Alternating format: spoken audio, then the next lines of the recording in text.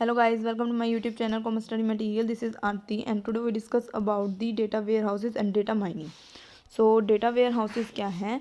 Data warehouses are also known as the enterprise data warehouses. तो data warehouses को हम enterprise data warehouse के नाम से भी जानते हैं.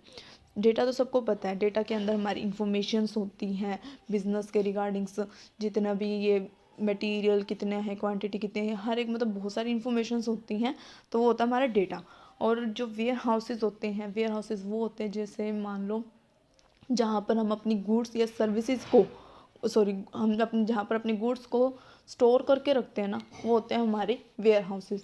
तो डेटा वेयर हाउसेज क्या हुआ, जहाँ पर हम अपनी फाइल्स को, जो कंपनी की बिजनेस की फाइल्स हैं उनको स्टोर करके रखते हैं ना, तो वो होते हैं हमारे डेटा वेयर हाउसेज. और इनको हम data enterprise data warehouses के नाम से भी जानते हैं. So data warehouses is an electronic storage of large amount of information by a business. तो डेटा वेयर हाउसेज क्या है, एक इलेक्ट्रॉनिक स्टोरेज है जहाँ पर लार्ज अमाउंट की इंफॉर्मेशन को, फाइल्स को बिजनेस की स्टोर करके रखा जाता है. तो वो होते हैं हमारे data warehouses. Data warehouses is designed for query and analysis instead of transaction processing. जो डेटा वेयर हाउसेज हैं उसका यूज़ किस लिए किया जाता है, ताकि हम जितनी भी इंफॉर्मेशन हमने वहाँ पर स्टोर करके रखी है उनको एनालाइज कर सके. इसके अंदर ट्रांजैक्शंस को रिकॉर्ड नहीं किया जाता, बल्कि सिर्फ इंफॉर्मेशन को स्टोर करके रखा जाता है ताकि हम टाइमली उसको क्या कर सके, एनालिसिस कर सके. It means a process to store the data. तो ये एक ऐसी प्रोसेस जहाँ पर क्या किया जाता है, डाटा को स्टोर किया जाता है डेटा वेयर हाउसेज के अंदर and making available for analysis. और अवेलेबल करवाया जाता है किसके लिए, एनालाइज करने के लिए, उस इंफॉर्मेशन को प्रोवाइड करवाया जाता है. तो डेटा वेयर हाउसेज के फादर थे बिल इनमॉन. जो है बिल इनमॉन कौन है, फादर है डेटा वेयर हाउसेज के.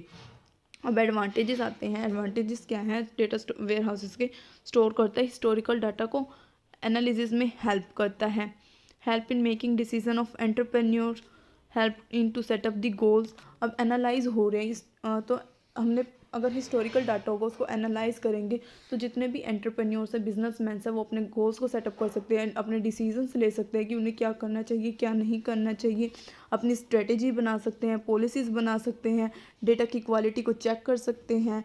और इसकी वजह से क्या होगी, उनकी एफिशिएंसी भी इंक्रीज़ होगी और कम्पिटिटिव एडवांटेज भी उन्हें मिलता है. सो जो ये हमारा डेटा वेयर हाउसेज हैं, ये गोल्स को सेटअप करने में, कंपनीज़ की पॉलिसीज़ और स्ट्रेटेजी बनाने में हेल्प करता है, जितनी भी डेटा की क्वालिटी है उसको इंक्रीज़ करने में हेल्प करता है, एफिशिएंसी इंप्रूव करता है और कम्पिटिटिव एडवांटेज प्रोवाइड करता है. अब आते हैं डेटा वेयर हाउसेज के कुछ एक डिसएडवांटेजेस हैं. वो क्या है, जो इम्प्लीमेंटेशन कॉस्ट है वो क्या रहती है, डेटा वेयर हाउसेज की हाई रहती है. इसको मेंटेन करने की कॉस्ट भी हाई रहती है. Beneficial for large amount of data. ये किस लिए, अब देखो कोई भी स्मॉल ऑर्गेनाइजेशन है वो इसे अफोर्ड नहीं कर सकती, तो ये उसके लिए बहुत ज़्यादा एक डिसएडवांटेज होगी.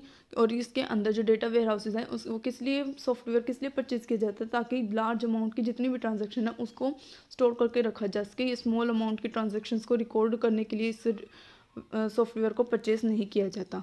नेक्स्ट आता है डेटा माइनिंग. अभी हमने पढ़ा data warehouses. Data warehouses के अंदर क्या कर रहे थे कि जितनी भी हमारी डेटा है उसको स्टोर करके रखना और तब भी हम कंपनी एनालाइज करेगी उस इंफॉर्मेशन को प्रोवाइड करवाना. ये काम था हमारे डेटा वेयर हाउसेज का. अब आता है डेटा माइनिंग. डेटा माइनिंग क्या होता है, is a process used by companies. एक ऐसी प्रोसेस होती है जो कंपनीज यूज़ करती है to turn raw data into useful information. जो भी रो डाटा है उसको यूजफुल इंफॉर्मेशन के अंदर क्रिएट करने के लिए इस डेटा माइनिंग प्रोसेस को यूज़ किया जाता है. जैसे मान लो कोयले की एक खान होती है, वहाँ पे कोयले के अंदर से क्या किया जाता है, कोयले की खान के अंदर से हीरा निकाला जाता है. इसी तरह डेटा वेयर हाउसेस के अंदर वो स्टोर किया जाता है. अब डेटा जैसे ही स्टोर कर देंगे, उसका एनालाइज करेंगे ना, तो उसके अंदर से कोई ना कोई एक ऐसी यूज़फुल इंफॉर्मेशन लेके आनी होती है ताकि जो कंपनी की हेल्प कर सके और उसे कम्पिटिटिव एडवांटेज दे और मैक्सिमम क्या करे, प्रॉफिट अर्न करे. Data mining is used by corporations. जो डेटा माइनिंग है तो वो क्या करती है, कॉरपोरेशन यूज़ करती हैं, कंपनीज़ यूज़ करती हैं, ताकि जितना भी डाटा उन्होंने स्टोर किया है उससे एक यूज़फुल इंफॉर्मेशन निकाल सके. और इससे हमें क्या पता लगता है, to learn about what customers are interested in और what they want.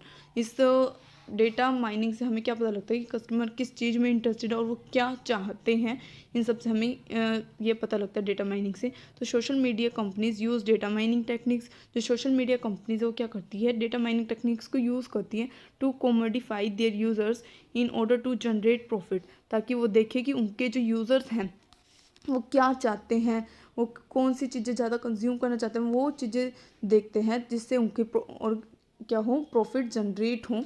In short, जो डाटा माइनिंग है एक practice of analysis large database in order to generate new information। तो data mining is a process of discovering the hidden valuable knowledge by analyzing the large amount of data which is stored in data warehouses। कि जो large amount data warehouses के अंदर store करके रखा है उसके अंदर से कुछ ना कुछ जो hidden information है उसे बाहर निकाल करके लेके आना ही क्या कहलाता है, डेटा माइनिंग। अब इसके कुछ एडवांटेजेस भी हैं। तो ये क्या करता है, बेटर कस्टमर रिलेशनशिप मैनेजमेंट।